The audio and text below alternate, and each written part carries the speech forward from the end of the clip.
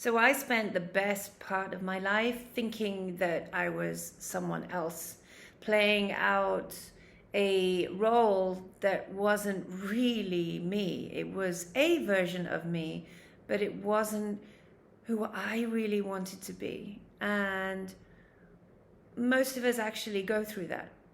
And why do we all go through that?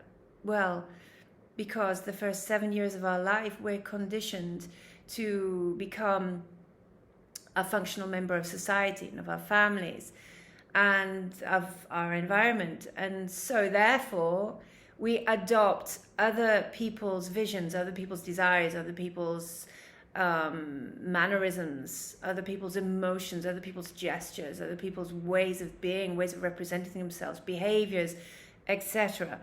And so when we get to 7-year-old, we have created this identity that really doesn't represent us, but it represents an accumulation of everything that we've ever experienced.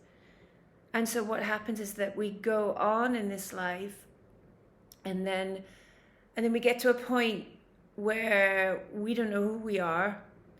And so we get frustrated because we can't get what we want, what we actually want, because it doesn't comply, it doesn't fit into that program that's embedded into our subconscious.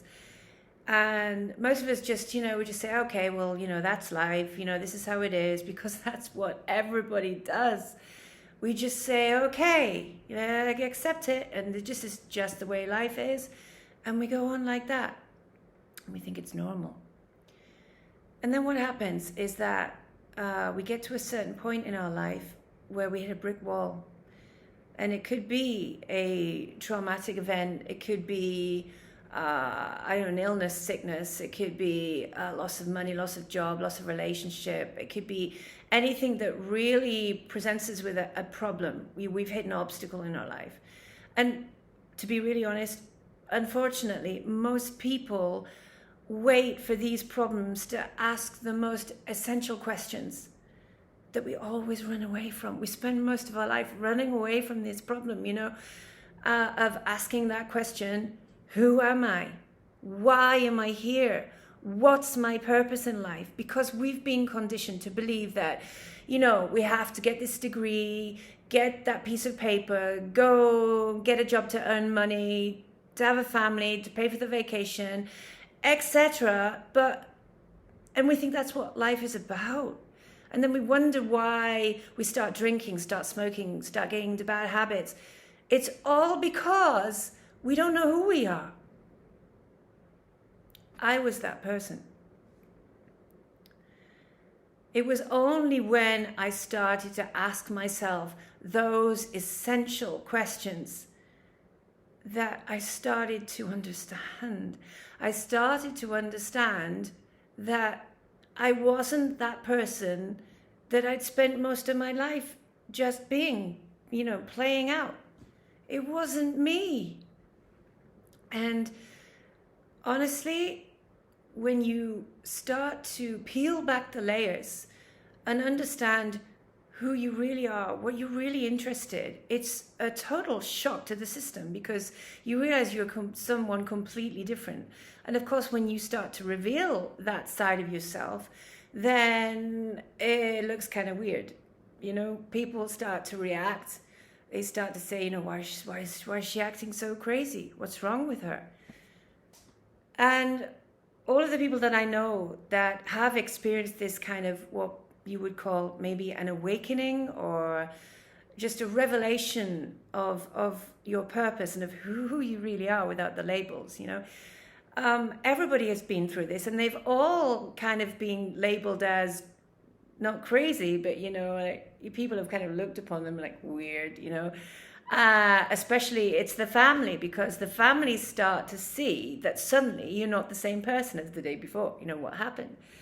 Is she taking something? Is she on something? What's she done? Who's she been with?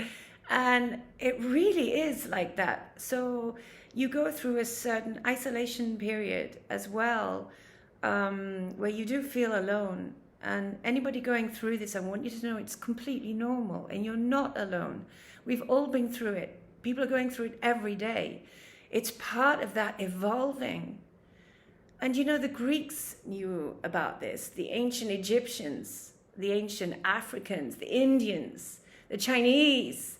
It's all written in our ancient cultures. And yeah, the Greeks, okay, did you know that the word for butterfly is psyche? Why did they call a butterfly psyche? Well, I think you may guess after what I just said. They knew that in human nature, it was our very, what's the word, purpose to transform, to evolve. And what does the butterfly do? It was a caterpillar, and it went into this cocoon and transformed itself into a beautiful butterfly that could fly high. And that's exactly what each one of us can do when you start to discover your true potential. Now, to do that, you have to step aside from the world. Stop looking for answers outside of yourself. You're not going to find the answers that you seek on any level outside in that external world. Everything that you need is embedded in your DNA. It's all within you. You just have to start asking the essential questions and start challenging yourself to be able to peel back those layers and find out who you really are. So I'm going to make this short.